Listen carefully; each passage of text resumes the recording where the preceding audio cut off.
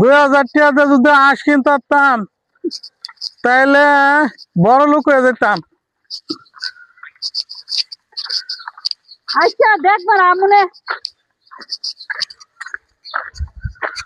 এই যে মিছিল, বিএনপির যে মিছিল, হায় রে আল্লাহ, বাঘে এত লোক, বাঘে মনে করেন যে ছেলেটা খুঁজে পাইতো না। 1000 লোক হইব। 1000 3-4000 লোক এবারে কেমনে ইফতারি দেবো? জানো মাঠে জায়গা হইতো না কোনো মারামারি, পরে যদি ইফতারি খাওয়ার ভাগ্য নাই। তো দূরু কে লাগে আইছিলাম ইফতারি খাওয়ার লাগিয়া, আর এই যে রোজার দিন হই হুল্লা কইরা, হ্যাঁ জীবন শেষ। লাভ কিলো রাস্তাঘাট সব বন্ধ হয়েছে, খন্ড খন্ড মিছিল, রাস্তাঘাট সব বন্ধ করে দিছে।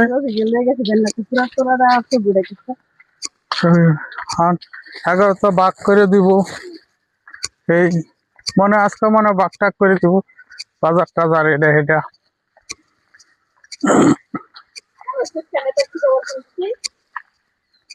বলতে পারি না, না দিছে না, হ্যাঁ এনে আসছে না, না এনে বাঘ না, হে নেই, হ্যাঁ এনে আইতো না, কত কইতে চাওয়া লাগে আই না। আরে ইরানি ড্রোন সবচেয়ে বড় ক্ষতি করছে সৌদি আরবে যুবরাজ। ইরানে যে আয়াতুল্লাহ আলী খামেনিকে হত্যা করছে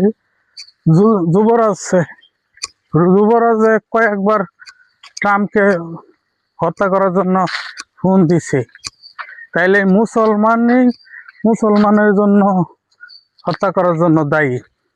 তার মানে কি, আমার হিসাবে সৌদি যত বিমানবন্দর আছে সব ঘুরে দেব মাটির সাথে, একদম ফিনিশ, কোনো সমঝোতা চলবো না।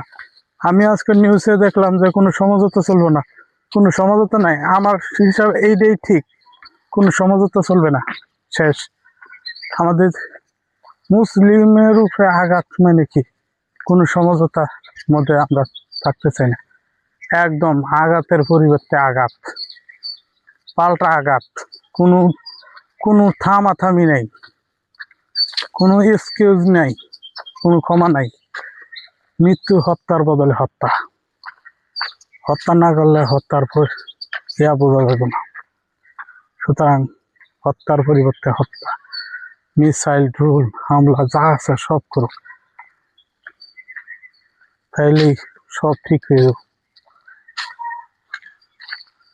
ভালো লাগলে চ্যানেলটি সাবস্ক্রাইব করবেন ইউটিউব হলে, আর পেজ হলে অবশ্যই ফলো দিবেন,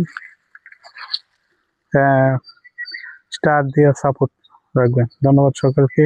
আমি আনোয়ার হোসেন তপন, আল্লাহ হাফেজ।